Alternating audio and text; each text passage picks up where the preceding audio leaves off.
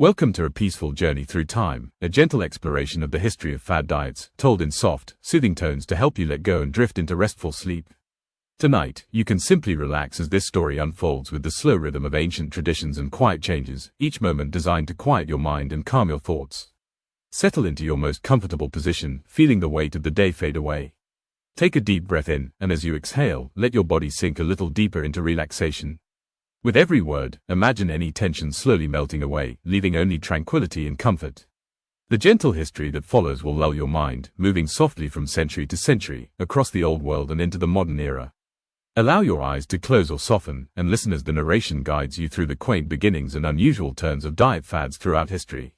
Each chapter will gently ease you into calm reflection, not hurried, not demanding, just a steady, peaceful stream of stories and moments. There is nothing you need to do, and nowhere you need to be, except here, relaxed, safe, and comfortable, ready to drift off as these stories wash over you. If your mind wanders, it's perfectly okay. Simply listen to the gentle sound of the voice, and allow sleep to come naturally. This journey will be slow and soothing, like a lullaby for the curious mind.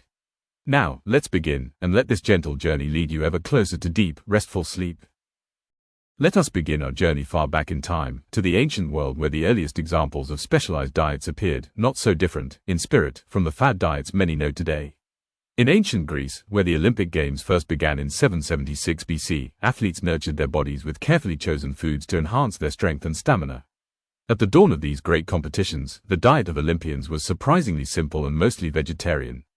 They ate foods like barley porridge, fresh vegetables, and a special kind of soft cheese, which provided gentle nourishment for their bodies. One of the earliest favorites was dried figs, small and sweet fruits that were believed to build energy and endurance. These modest meals reflected a connection to the natural world, whole foods harvested from the earth, meant to sustain without excess. As time passed, meat began to take a more prominent place in an athlete's diet, tailored thoughtfully to their particular sport. For example, it was said that boxers favored bull meat for strength, wrestlers enjoyed pork, and runners consumed goat, each choosing their protein with purpose and care. Yet, meat was still a rare treat, not the everyday fare it is for many today. One of the most famous ancient athletes, Milo of Croton, was known not only for his incredible strength and many victories but also for the sheer quantity of food he consumed. It was told that Milo ate vast amounts of bread and meat daily, alongside generous quantities of wine. Some stories even describe him carrying a whole bull on his shoulders, a testament to his legendary power. Moving beyond these early athletic diets, we turn to a remarkable figure in dietary history, Luigi Cornaro, an Italian nobleman from the 16th century.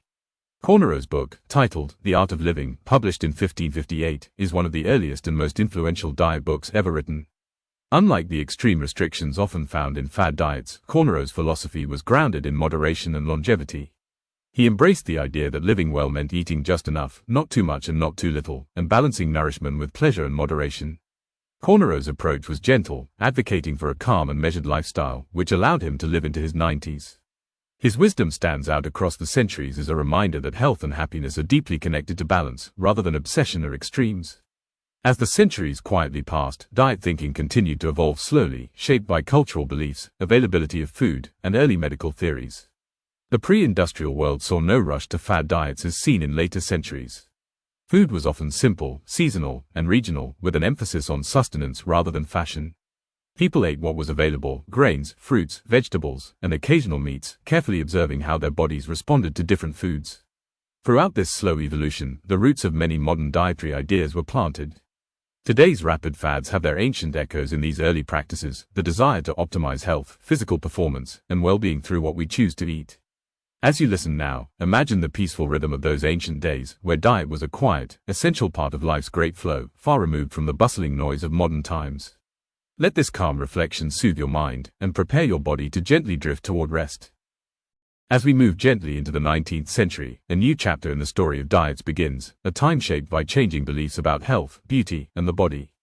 This era is often called the Victorian Age, a period marked by polite society, elegant fashions, and a growing fascination with what it meant to be healthy. It was here that the very idea of a healthy diet began to take on new and sometimes extreme meanings. One of the most famous figures of the time was the poet Lord Byron, a man as brilliant as he was troubled. Known for his passionate words and dramatic flair, Byron became an unlikely pioneer in the world of dieting. His struggle to control his weight and his health turned him into one of the first celebrity diet icons.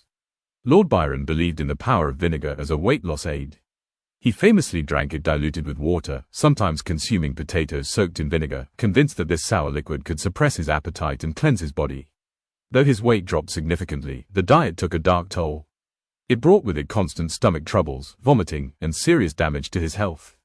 Despite these harsh effects, the vinegar diet and similar extreme practices became whispers of fashion and curiosity, inspiring many others to try similar methods in pursuit of the era's ideal of pale, slim beauty. This Victorian idea linked thinness with delicacy and purity, particularly for women. A fragile appearance was often mistaken for spirituality or refinement, and to achieve this, people sometimes resorted to severe fasting and semi-starvation. Fasting became less about health and more about appearance, influenced by social pressures and the culture of the time. At the same time, the world was quietly changing around these diet trends. The 19th century was a time of great movement and transformation, with migration opening doors to new foods and customs. People moved from rural farms to growing cities, where industrialization changed the way food was produced and consumed. Factories began producing processed foods, canned goods, and packaged items, making food more accessible but also changing its quality. For the first time, many people had year-round access to foods that were once seasonal or hard to find. While this gave some freedom in diet choices, it also introduced new challenges. Processed foods often came with added sugars, salts, and preservatives, ingredients that would shape eating habits and health outcomes for generations to come. As migration increased and people brought their culinary traditions to new places, diets became a blend of old and new. This period's eating habits were shaped by availability, convenience, and the growing influence of fashion and societal ideals. In gentle reflection, we notice how these slow and steady changes set the stage for the rapid diet fads that would come in later years. The Victorian era planted the seeds of modern dieting culture, mixing science, social pressures, and sometimes dangerous extremes in a complex pattern.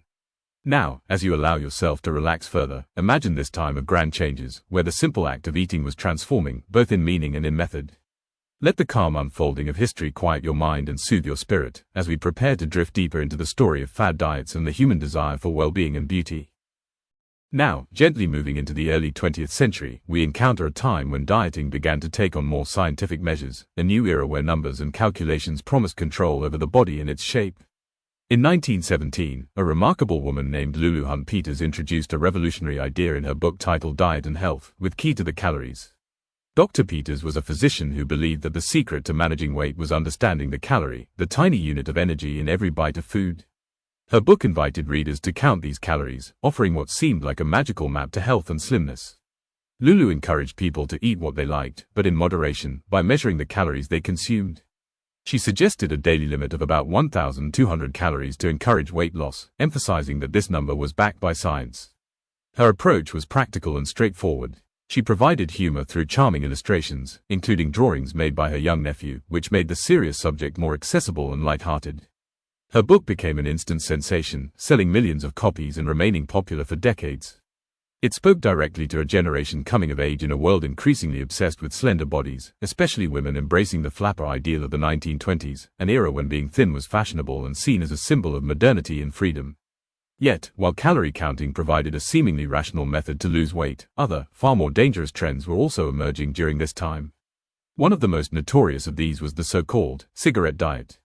It was the 1920s, a time when smoking had become widespread and was often glamorized in movies and advertisements. Some people discovered that nicotine, the active ingredient in cigarettes, could suppress appetite. This led many, especially women, to smoke cigarettes to avoid feeling hungry, using smoking as a way to control their weight. This dangerous fad was promoted quietly but widely, as cigarettes became associated with sophistication and rebellion. Women would light up to stave off hunger pangs, believing that smoking could be a tool for maintaining a slim figure. But the cigarette diet came with a heavy cost. Nicotine is a powerful stimulant and toxin, harming the lungs, heart, and nearly every organ in the body. It was later understood to be highly addictive and a major cause of disease and death. This period, with its calorie counting and cigarette smoking trends, marked a turning point in diet culture. People were searching for ways to control their bodies amid dramatic social changes, embracing both science and risky habits. It was a time when the hope of quick, measurable solutions existed side by side with dangerous extremes. As you listen and relax now, let the calm voice remind you how these early diet experiments reflect human desires to understand and master the body, some with wisdom, others with peril. Let us now explore one of the most famous and enduring diet fads of the 20th century, a diet that carries with it the glitz and glamour of Hollywood, as well as the hopeful whispers of quick and easy weight loss.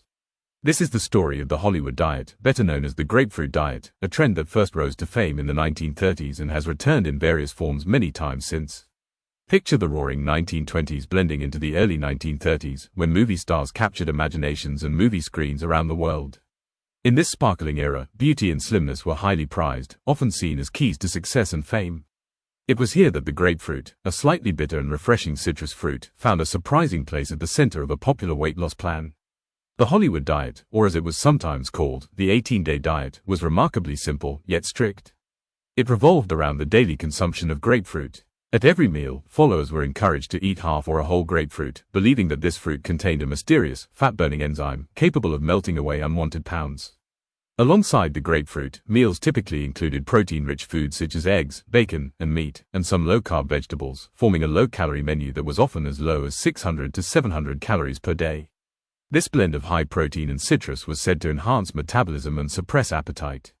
People were hopeful, and many reported rapid weight loss. The diet was designed to last just 18 days, a short, intense period of strict eating aimed at shedding about 10 pounds or more. Despite its popularity, health experts of the time were concerned. The diet's severe restriction on calories and fruits other than grapefruit meant it lacked essential nutrients and could lead to fatigue and other health complications if continued too long. One health educator, Karl Malmberg, warned in his book Diet and Die that while the diet showed quick results, people often extended it beyond the recommended 18 days, which he called inviting certain catastrophe. Though the origins of the Hollywood diet are somewhat mysterious, several stories link it to famous celebrities of the day. Some say it was popularized by Broadway and Hollywood actresses, who sought to maintain their svelte figures amid the demands of the spotlight. Others suggest connections to the Mayo Clinic, though the clinic has disavowed the diet in modern times. A notable devotee of the diet was novelist Fannie Hurst, who praised its simplicity and effectiveness, helping to cement its place in popular culture. Despite its shortcomings, the diet enjoyed several revivals. In the 1970s, the United States Department of Agriculture promoted it during a grapefruit surplus, and it experienced another surge in popularity in the 1980s under the catchy name of the 10-day, 10 pounds off diet.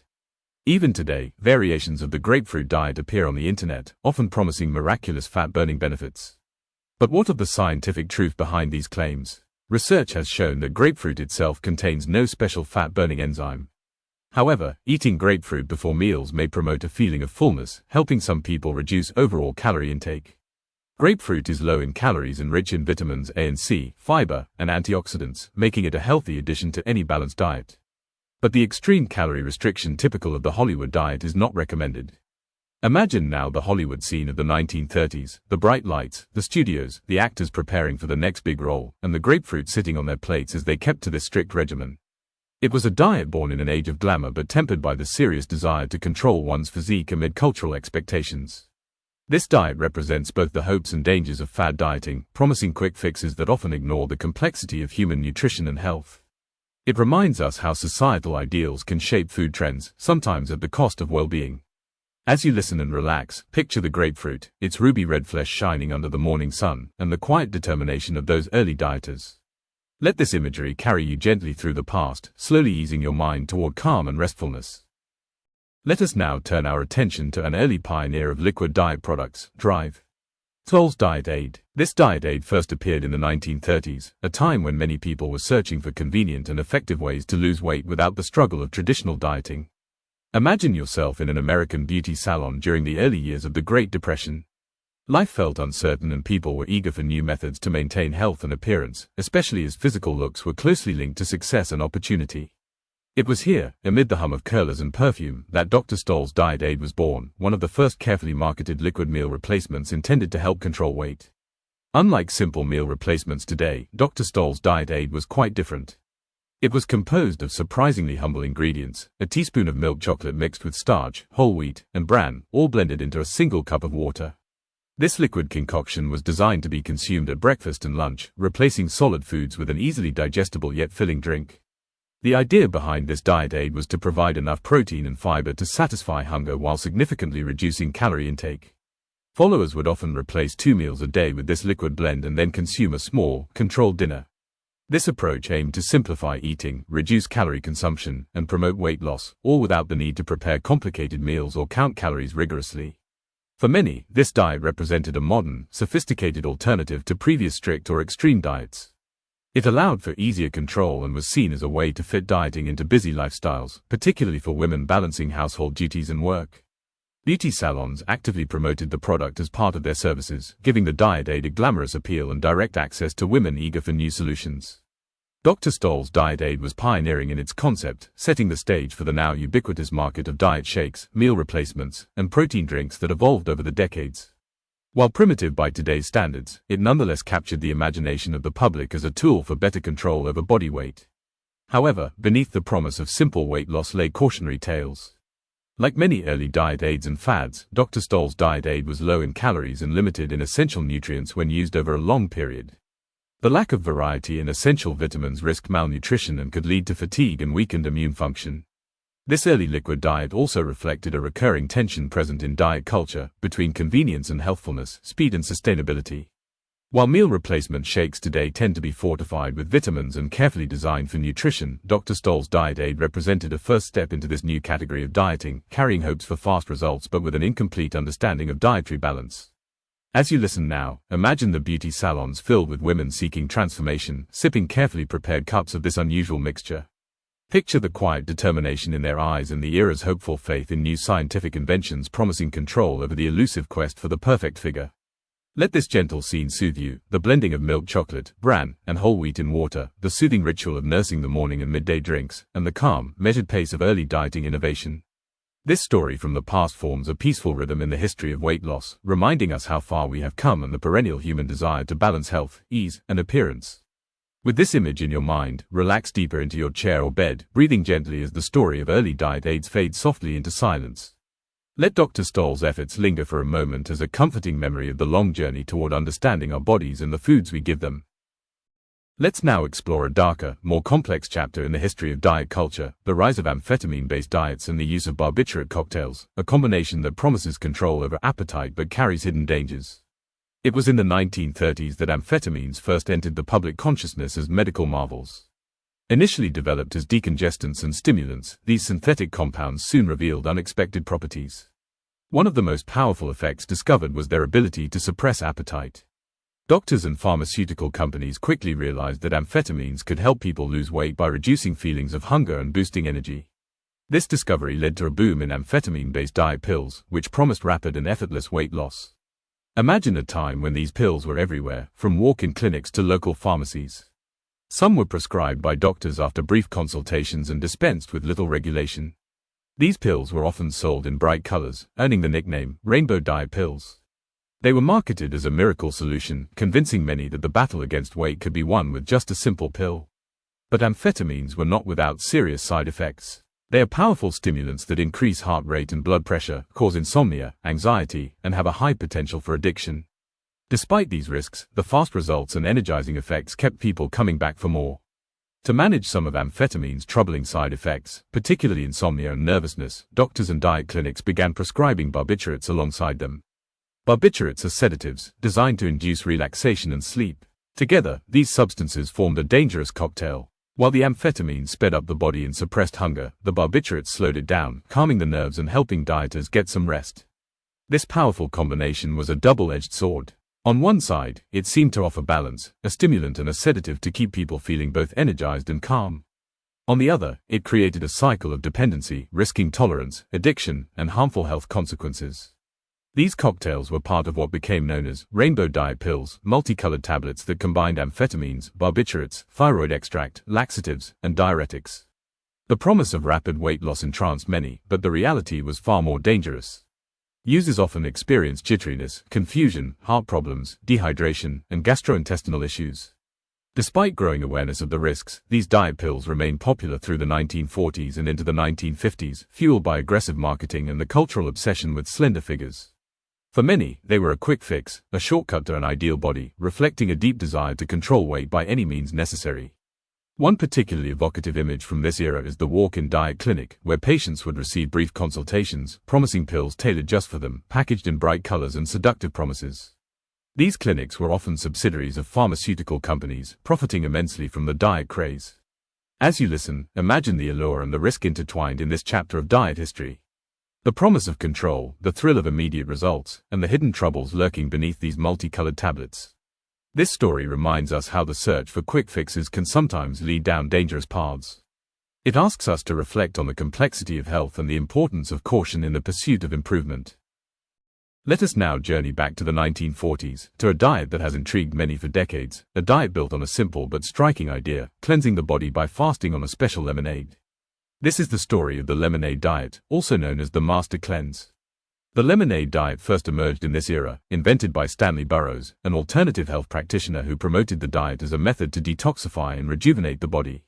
Burroughs believed that by abstaining from solid foods and drinking a carefully crafted mixture of lemon juice, pure maple syrup, water, and cayenne pepper, the body would rid itself of harmful toxins and heal naturally. Imagine a pale glass of this bright, citrusy lemonade sitting on a kitchen counter. It was the only thing permitted to drink throughout the day, consumed in generous quantities, up to 6 or more glasses daily. Followers of the diet would also begin their morning with a saltwater flush, intended to cleanse the digestive system, and end the day with a cup of herbal laxative tea designed to encourage bowel movements. The diet itself is very strict, forbidding any solid food for a duration that could last from a few days to as long as 40 days, depending on the individual's tolerance and goals. At its core, it is a form of fasting, with the lemonade providing a very small number of calories, just enough to ward off immediate starvation but insufficient to meet the typical nutritional needs of the body. The Master Cleanse captured public attention at various points in its history, but never more so than in recent decades when celebrities like Beyoncé and Demi Moore publicly credited it for rapid weight loss ahead of major events. This visibility brought the diet into the spotlight, making it a sought-after fast for those hoping to shed pounds quickly or cleanse their system of toxins. But though the diet's simplicity is appealing, it is not without its drawbacks. Nutrition experts warn that the Master Cleanse lacks essential nutrients. The body receives almost no protein, healthy fats, vitamins, or minerals during the fast. This places significant strain on metabolism and can cause headaches, dizziness, fatigue, and other symptoms. The rapid weight loss experienced when following the lemonade diet is often the result of water loss and depletion of glycogen stores, not true fat loss. Once the fast concludes and normal eating resumes, much of this weight frequently returns. Despite these concerns, the diet endures as a cultural phenomenon, representing the ongoing human desire to reset and renew, to step back from usual habits and imagine a fresh start for the body. In the 1940s, the Master Cleanse was part of a broader movement towards natural healing and detoxification.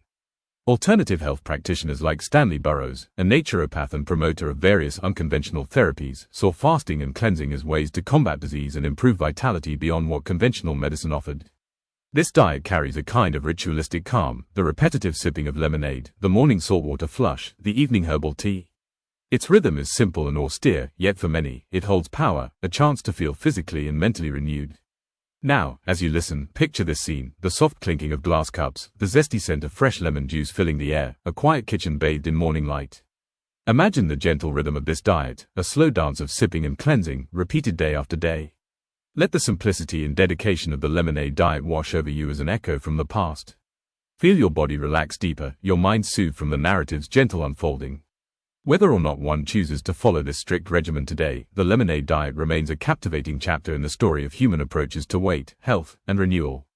It reminds us how diets are not just about food but about hope, ritual, and the timeless search for balance and well-being. Let us now travel gently into the 1950s, a decade when a new and curious diet emerged, one built around a humble, hearty vegetable: cabbage. This is the story of the cabbage soup diet, one of the oldest fad diets still remembered today.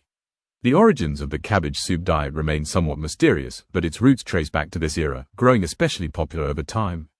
The diet is simple yet extreme. People were encouraged to consume unlimited amounts of a specially prepared cabbage soup for 7 days straight. The idea was to eat the soup freely, any time of day, as much as desired, while following a strict 7-day eating plan. This plan involved eating cabbage soup almost exclusively, with slight variations and occasional allowances for certain fruits, vegetables, or proteins on particular days. For example, on some days, raw or cooked vegetables were allowed; on others, limited fruit or small portions of meat were included. But the star of every meal was the filling, low-calorie cabbage soup. Why cabbage? Cabbage is a fiber-rich vegetable low in calories but high in volume and water content, which helps to create a sense of fullness. Its strong, sulfurous aroma and taste made the soup distinctive, often simmered with tomato, onion, celery, and seasoning to add flavor and variety. The principal appeal of the cabbage soup diet rested in its promise of rapid weight loss, often advertised as shedding up to 10 or even 17 pounds in a week. This promise captured the imagination of many looking for quick results, especially in a decade when slimmer body ideals were gaining traction.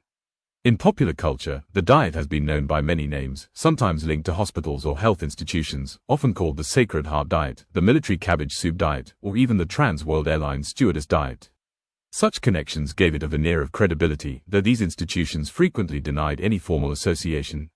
The diet resurfaced over the decades, frequently cycling through popularity every 10 or 15 years, showing an enduring fascination with this simple but radical approach. However, nutrition experts and doctors have long cautioned against the diet's extreme restrictions. While it is true that much weight loss on the cabbage soup diet is rapid, most of that loss comes from water weight, decreased glycogen stores, and the depletion of digestive contents, not lasting fat loss. Moreover, the diet's severely limited protein and nutrient intake can lead to muscle loss, fatigue, headaches, and deficiencies if followed beyond the brief week. The diet's low-calorie intake, particularly in the first few days, places stress on the body. Many individuals report side effects like dizziness, nausea, brain fog, and digestive upset, including gas and bloating due to the high fiber content of cabbage. Despite these concerns, the cabbage soup diet was lauded by some celebrities and consistently made appearances in popular media, often as a quick fix before special events or jobs with weight requirements, in the worlds of entertainment, modeling, and even aviation.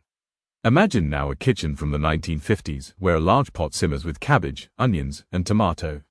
The scent fills the air, a sharp yet inviting aroma signaling this week-long ritual of cleansing and reduction. Across the country, people measured their waistlines eagerly, hoping for swift success, following daily menus with disciplined resolve. The cabbage soup diet stands as a symbol, as much about cultural enthusiasm for simple solutions as about the realities of dietary balance and health. It reminds us how diets often reflect the hopes and anxieties of their times, capturing the desire for fast answers amid complex challenges. As you listen, picture the warmth of the kitchen, the bubbling pot of soup, and the quiet early mornings or evenings when this humble dish was consumed with earnest hope. Each spoonful a step toward a thinner self, a journey filled with both sacrifice and aspiration. Let the measured rhythm of this story ease your mind and body, celebrating the human story behind dieting trends, the persistent search for control, beauty, and health. And as the tale gently fades, let yourself drift into calm, comforted by the comforting steam rising from a pot of simple cabbage soup. Let us now turn our attention to a remarkable and lasting development in the history of dieting, the birth and rise of Weight Watchers in the 1960s. This story begins not with celebrity gimmicks or fad promises but with the life of an ordinary woman who transformed her own struggle with weight into a global movement. In the early 1960s, Jean Nidetch was a housewife and mother living in Queens, New York City. For much of her life, Jean had battled with her weight, trying countless diet plans, pills, and intriguing but ultimately unsuccessful methods. At 38 years old, she found herself weighing 214 pounds and feeling desperate for real change. Like many, Jean tried nearly everything that promised quick results. She participated in weight loss programs, including a free 10-week course sponsored by the New York City Board of Health's obesity clinic. This program, called the Prudent Diet, was designed by Dr. Norman Jolliffe, a pioneer in nutrition, and emphasized sensible eating, lean meats, fish, skim milk, fruits, vegetables, and the elimination of sweets, alcohol, and fatty foods. It was a strict regimen, but it worked. Jean lost about 20 pounds during those 10 weeks. However, there was a challenge. The meetings at the clinic were formal and discouraging of open discussion. Jean realized that what many dieters needed, beyond the food prescriptions, was support, the chance to talk openly, to share frustrations and successes, and to build encouragement among peers. This insight became the foundation for what would become Weight Watchers. In 1962, Jean invited 6 overweight friends into her modest apartment to start a weekly support group. These meetings quickly grew in size and spirit. Within months, 40 people were attending sessions where they weighed in, shared stories, offered tips, and cheered each other on. It was here that Jean introduced the principles of the Prudent Diet but framed them within a more humane and social context. Her approach was groundbreaking. The group meetings became a safe space for empathy and motivation, fostering accountability and a sense of community, the very essence of human connection that turns challenges into shared journeys. Jean also introduced a reward system for milestones achieved, helping members celebrate progress along the way. By 1963, recognizing the momentum and demand, Jean teamed up with a businessman named Albert Lippert. Together, they launched Weight Watchers Inc., bringing their vision to a larger public.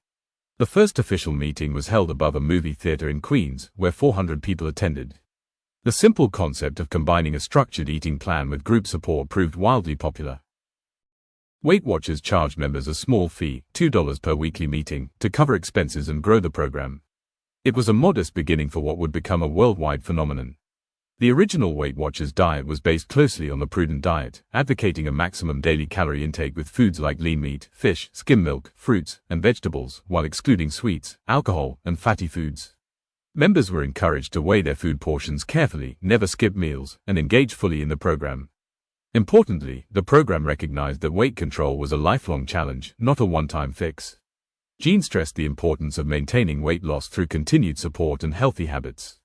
By 1967, Weight Watchers had expanded internationally, with franchises in the United States, Canada, Puerto Rico, Great Britain, and Israel. Felice Lippert, Albert's wife, contributed significantly by developing recipes, nutrition research, and cookbooks, which sold over 1.5 million copies. Weight Watchers also became a source of employment and empowerment for many women. Counselors, often women who had successfully lost weight themselves, led groups and offered guidance. Women who were otherwise isolated by societal roles found community, purpose, and recognition through the program. While initially focused on women, Weight Watchers soon began attracting men as members and leaders. By the late 1960s, the organization advertised specifically to men, including business executives, recognizing that weight concerns spanned genders. What made Weight Watchers different from other diets of its time was its social and psychological approach. Modeled in part on concepts from Alcoholics Anonymous, the program included weigh-ins at meetings that could result in praise or gentle shame, a motivator to stay on track. Jean herself often shared stories of her past struggles, creating a powerful narrative that members could relate to and find hope in. Weight Watchers also emphasized that the struggle to remain at a healthy weight never truly ended, encouraging lifelong vigilance. This insight has echoed in modern weight management theories emphasizing maintenance as much as loss. As the 1960s wore on, Weight Watchers grew rapidly in size, influence, and revenue. By 1970, the company had earned over $8 million and had firmly established itself as the premier commercial weight loss organization in the world. The program's pioneering combination of diet structure, peer support, motivation, and empowerment paved the way for the fitness and wellness industry that would flourish in the following decades. Imagine now those early Weight Watchers meetings, groups of men and women gathered in community rooms, sharing their weight loss journeys, lifting each other up, standing on scales with hope and determination, encouraged by the gentle leadership of Jean Nidich and her dedicated support teams. Feel the quiet strength of those weekly gatherings, the soft murmur of shared stories, the gentle applause after a milestone, the collective commitment to change, and the enduring power of human connection in the pursuit of health. As you listen to this story, allow your own breath to deepen and slow, your body to relax, and your mind to drift along this path of transformation and hope. Let the spirit of the 1960s Weight Watchers meetings envelop you in calm, sending you gently into rest. Let us now turn to one of the most unusual and curious dieting trends of the 20th century, the Sleeping Beauty diet.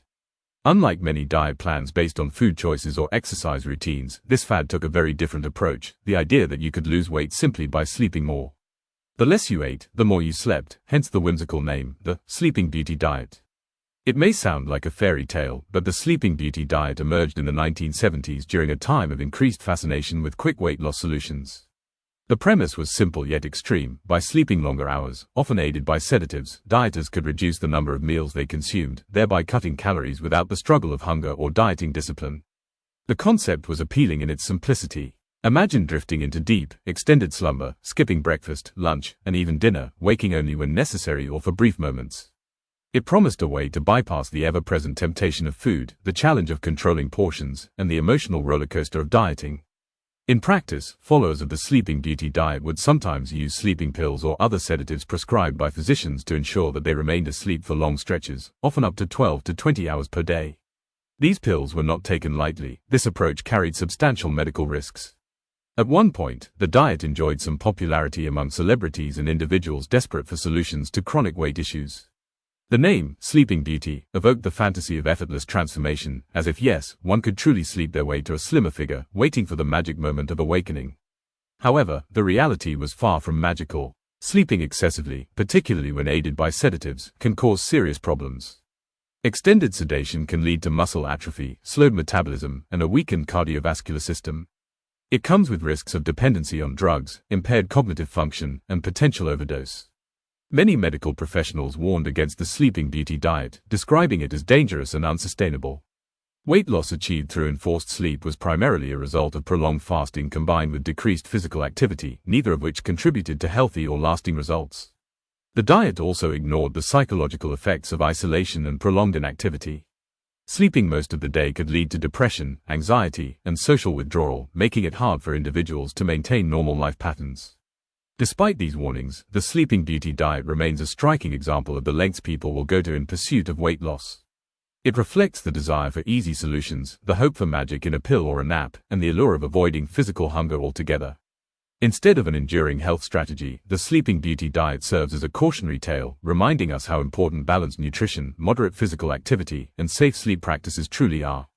As you listen, imagine the quiet stillness of a room dim for sleep, the soft hum of a calm night, and the gentle rise and fall of breath. Feel the mystery and fantasy of this diet, but also the sobering reality beneath its surface. Let us now dive into one of the most iconic diet products that defined the late 20th century, SlimFast meal replacement shakes. This liquid diet craze became a household name, promising quick and convenient weight loss for millions who sought an easier way to slim down. The origins of SlimFast date back to 1977. It was created by S. Daniel Abraham, an entrepreneur who had already made his mark in the pharmaceutical industry.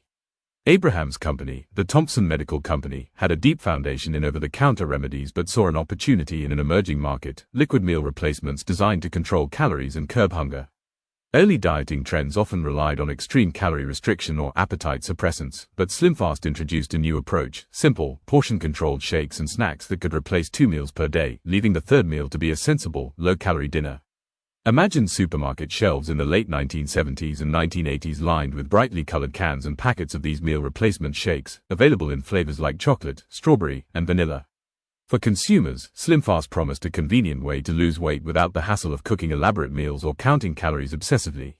The original SlimFast program suggested that dieters replace breakfast and lunch with the shakes, drink plenty of water, and finish the day with a healthy dinner of about 500 calories. This combined convenience with structure, offering a clear, manageable plan.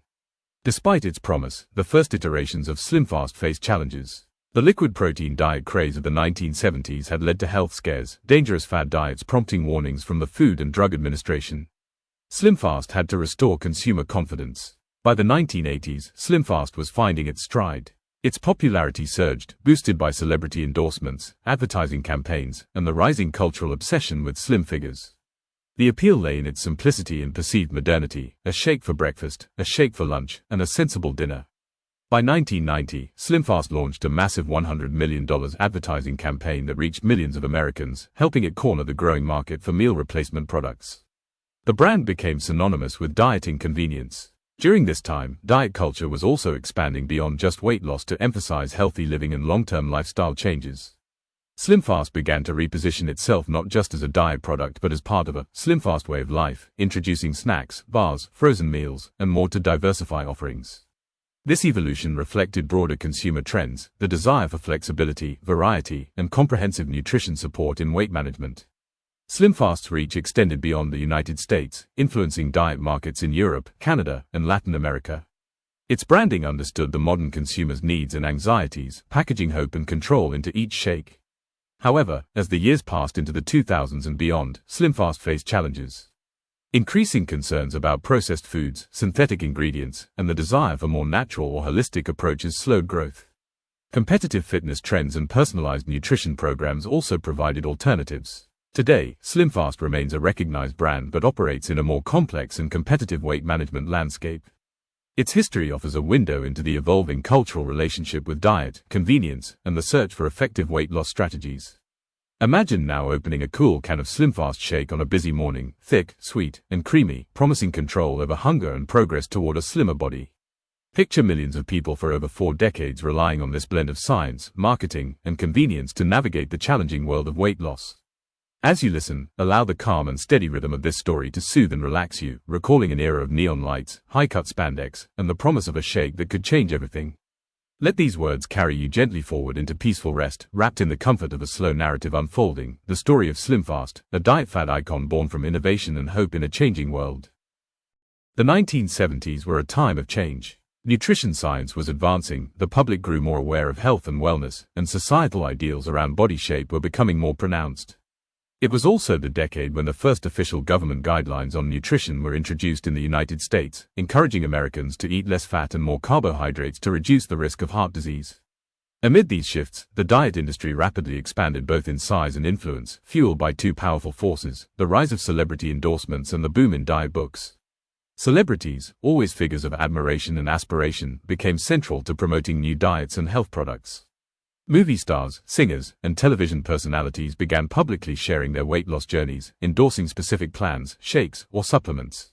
This endorsement created a feedback loop. Fans wanted to emulate their idols, and companies eagerly partnered with celebrities to tap into the lucrative market. One notable example was the rise of Jane Fonda, an actress and fitness icon known not only for her films but also for popularizing home exercise videos that combined physical fitness with diet advice. Her influence encouraged millions of people, especially women, to approach weight management as a combination of exercise and mindful eating, a revolutionary idea of the time. Another force driving the 1970s diet boom was the explosion of diet books. These books offered readers a combination of nutritional science, practical tips, and motivational stories. Unlike earlier austere health manuals, they spoke directly to individuals' desires for quick and effective results. Titles like The Drinking Man's Diet, The Scarsdale Diet, and The Beverly Hills Diet took bookstores by storm. These books combined celebrity weight loss testimonials with detailed eating plans, recipes, and lifestyle advice. Readers were often drawn by the promises of substantial weight loss in short periods, supported by catchy names and marketing slogans. The Scarsdale Diet, for example, was developed by Dr. Herman Tanoa and became wildly popular due to its clinical tone and firm structure, offering a high-protein, low-carbohydrate regimen. It promised rapid fat loss without the need for exercise, appealing to busy individuals seeking results quickly. Simultaneously, magazines like Cosmopolitan and Ladies' Home Journal began featuring regular diet columns and success stories, providing ongoing exposure to dieting culture and reinforcing social ideals about thinness. Diet companies capitalized on these trends by expanding product lines, developing pre-packaged meals, shakes, bars, and supplements, all branded with promises of convenience and scientific backing. It was a time when dieting became a social activity, a topic of conversation, and even a cultural obsession. Groups gathered to discuss their weight loss journeys, exchange tips, and lend encouragement, blurring the line between commerce and community. But amid the growth and glamour, the 1970s diet boom also had its shadows. Many diets promoted severe restrictions or unbalanced nutrient intake, sometimes sidelining the importance of holistic health. The focus on quick fixes sometimes led to yo-yo dieting, frustration, and even health complications. Still, the impact of the 1970s on modern dieting culture is undeniable. The model of celebrity-endorsed diets paired with best-selling diet books created a blueprint for the multi-billion-dollar industry we know today. So now, as you listen, picture a vibrant decade where diet clubs flourished, glossy books filled shelves, and the public eagerly embraced new ways to shed pounds. Walk softly among the scenes of group meetings filled with hopeful faces, kitchen tables crowded with recipe books, and advertising billboards featuring smiling stars promising transformation. Let us now explore a diet that captivated the imaginations of many during the 1980s, the fruit-centric Beverly Hills Diet. This diet was created by Judy Mazel, a woman who struggled with her weight for much of her early life and sought to develop a regimen that finally worked for her. After months of working with a nutritionist and studying the digestive process, Mazel unveiled what would become one of the decade's most talked about and controversial weight loss plans. The Beverly Hills Diet was first popularized in 1981 with the release of Mazel's best-selling book, The Beverly Hills Diet. The premise was unlike traditional calorie counting plans. Instead, it revolved around a unique approach to food combining, heavily focused on the idea that digestion relies on enzymes in foods. Mazel believed that eating certain foods in the correct order and combination could unlock an inherent power within fruit enzymes to aid weight loss and prevent fat storage. For the first 10 days of the diet, adherents were instructed to eat nothing but specific fruits, in a precise order, on an empty stomach. The diet insisted that fruit should never be eaten with any other type of food, as mixing food groups was said to hinder digestion and increase fat storage.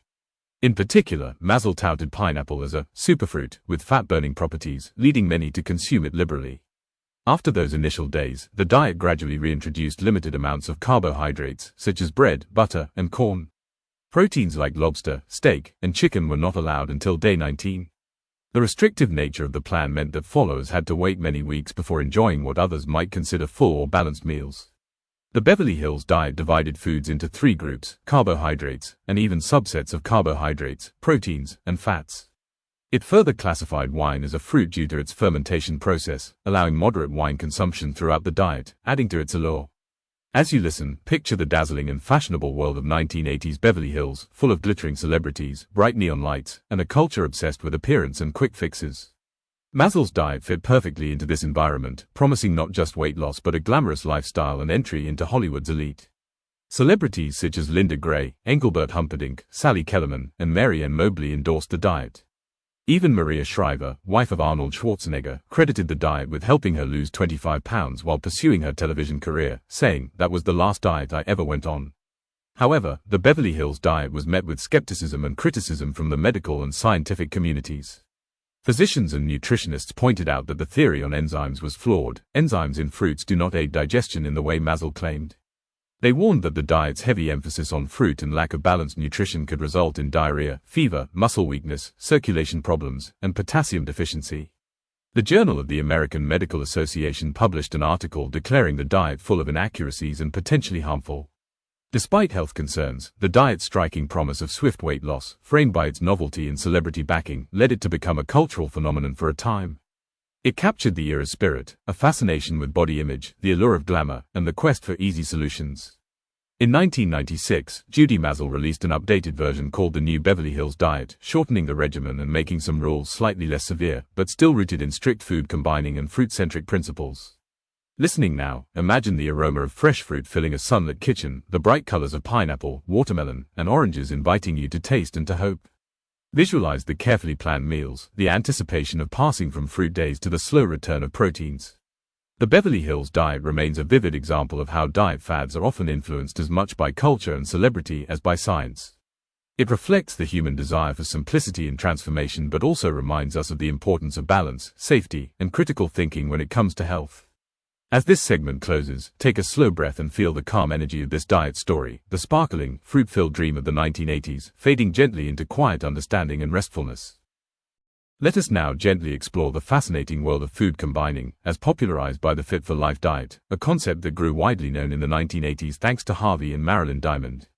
This diet embraced the idea that not just what you eat but how you combine foods impacts digestion, energy, and overall health. The Fit for Life philosophy centers on the idea that our bodies digest different types of foods at different rates and in various environments. It suggests that when certain foods are eaten together, they can disrupt the digestive process, leading to slower digestion, fermentation, and inefficient nutrient absorption. One of the fundamental principles of Fit for Life is that fruits are best eaten fresh and raw, and ideally on their own. The reason is that fruits generally digest quickly because of their simple sugars. When combined with slower digesting foods, fruits may linger in the stomach too long, fermenting and causing discomfort or bloating. Another key rule suggests that proteins and carbohydrates should not be eaten in the same meal. This rule is based on the idea that proteins require an acidic environment to be properly digested, while carbohydrates need an alkaline environment. Eating them together is believed to create digestive traffic jams, reducing effectiveness and causing the food to ferment instead. The diet encourages combining proteins with non-starchy vegetables, like leafy greens, broccoli, or asparagus. These vegetables digest relatively quickly and do not interfere with protein's breakdown. Similarly, starches such as rice, potatoes, or bread are recommended to be combined with non-starchy vegetables but not proteins. Fit for Life also advises against drinking water during meals, as water may dilute digestive juices and enzymes, making digestion less efficient. Instead, water should be consumed between meals. Dairy products, according to the diet, are considered of limited value and discouraged due to potential allergic reactions. The emphasis remains on plant-based, natural, living foods like fresh fruits and vegetables to support what the Diamonds called the body's self-cleansing ability. The Diamonds later introduced personalized plans based on biochemical analysis and genetic predispositions, seeking to tailor the diet to individuals' unique metabolic needs. This advanced version places less focus on dead or live foods and more on enzyme-deficient foods, recommending supplements to support digestion. While scientific support for strict food combining is limited and often contested, many followers report benefits like better digestion, more energy, and improved well-being simply by eating more fruits and vegetables and reducing processed foods. Imagine yourself at a leisurely meal, savoring a crisp apple first, enjoying its bright sweetness without distraction.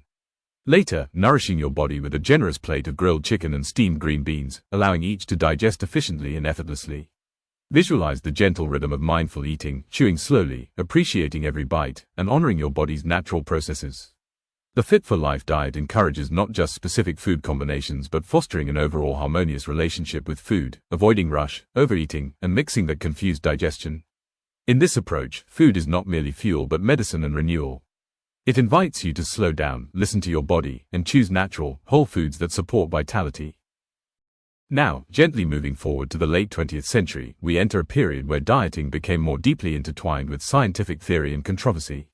During these years, several influential and widely popular diets emerged, each with their unique approaches and philosophies, particularly emphasizing low carbohydrate and high protein eating.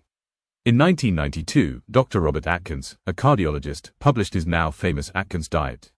This diet rejected the long-held conventional wisdom of low-fat diets, instead advocating for a radical reduction in carbohydrate intake. Atkins believed that by limiting carbs, those sugars and starches found in bread, pasta, and potatoes, and increasing protein and fat consumption, the body would enter a state called ketosis. During ketosis, the body burns fat for fuel instead of carbohydrates, potentially leading to rapid weight loss. The Atkins diet quickly became one of the most popular and controversial diets of the era.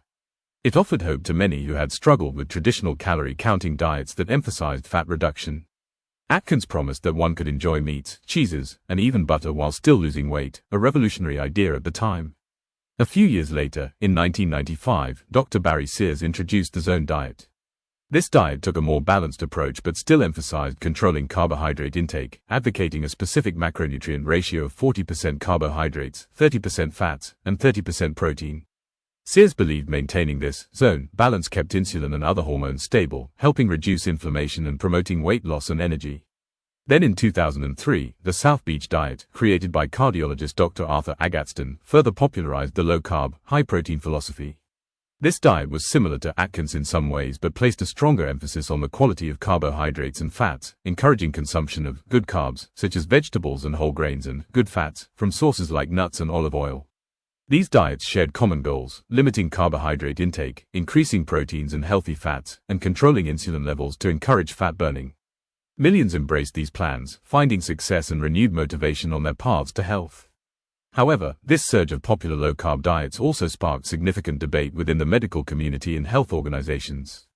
The American Heart Association, the nation's leading nonprofit for heart health, launched what many call the War on Fad Diets in the late 1990s. Their focus was to inform the public about misleading claims and to caution against unbalanced, extreme eating plans that could pose risks to heart and overall health. The AHA emphasized diets rich in fruits, vegetables, whole grains, lean proteins, and limited in saturated fat, trans fat, sodium, and added sugars.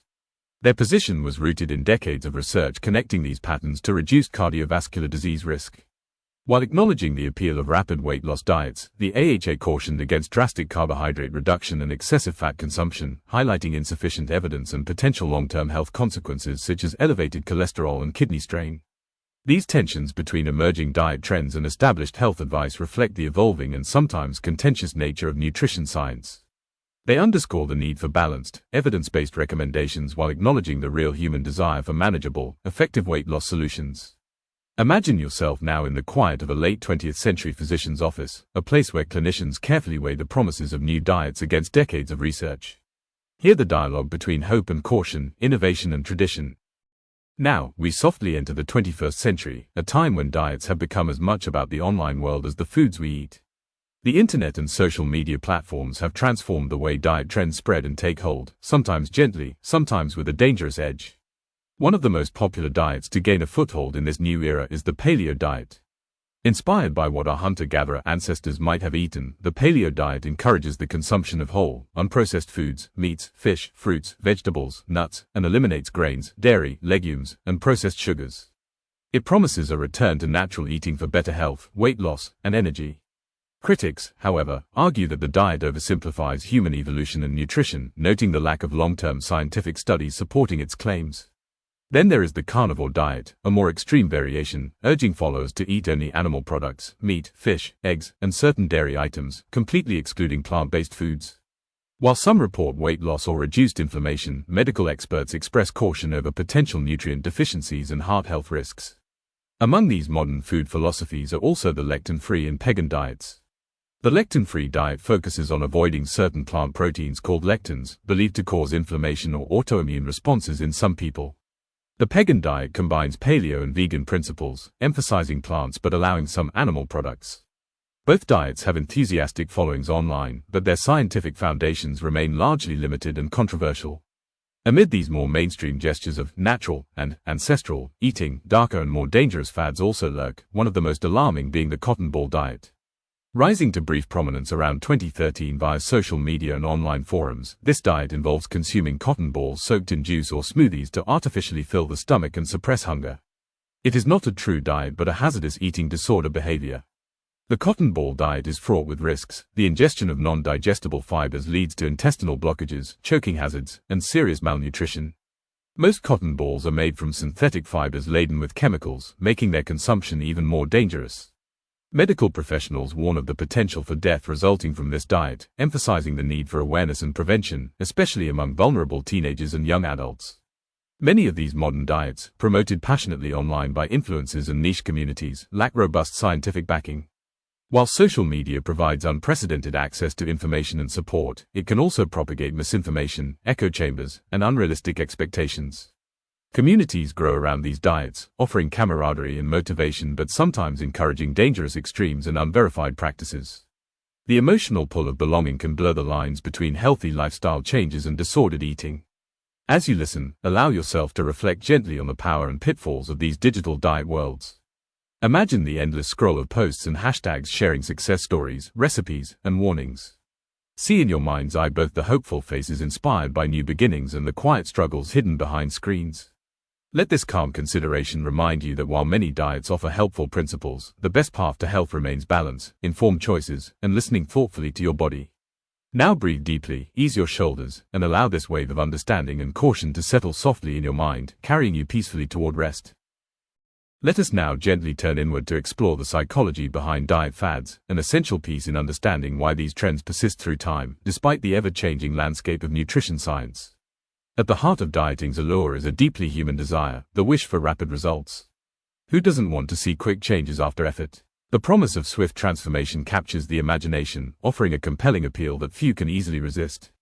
It whispers hope to those who feel stuck, promising that a new regimen can unlock the body's potential and reveal a trimmer, healthier version of oneself. Peer pressure also plays a quiet but powerful role in sustaining diet fads. We observe friends, family, neighbors, or colleagues pursuing the latest plan that seems to work for them. Social circles influence our choices, silently nudging us toward what's trending or popular.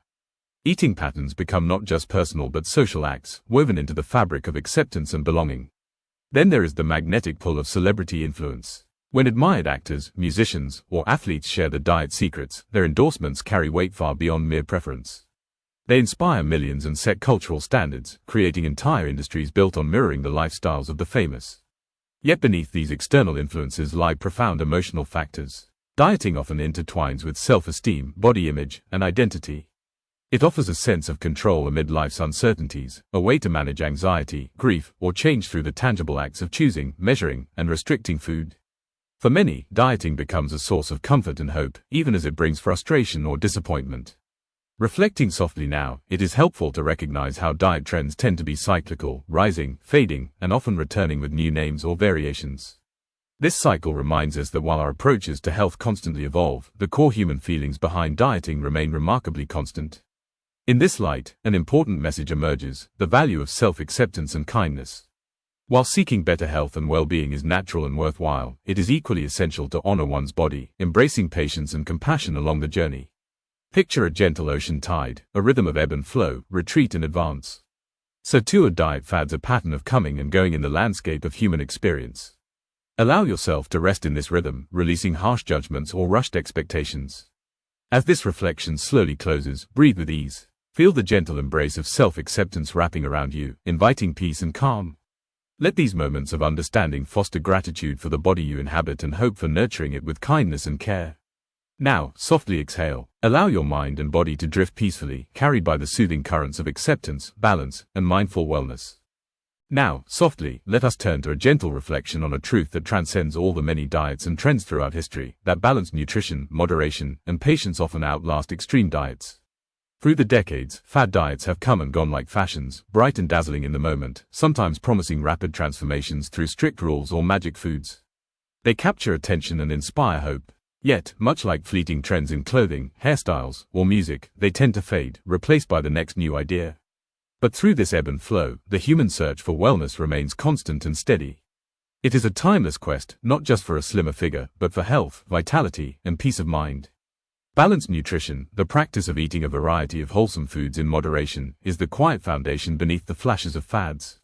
It is the old, familiar friend that supports the body gently over years and decades, providing it with the complete nutrients needed for energy, growth, and healing.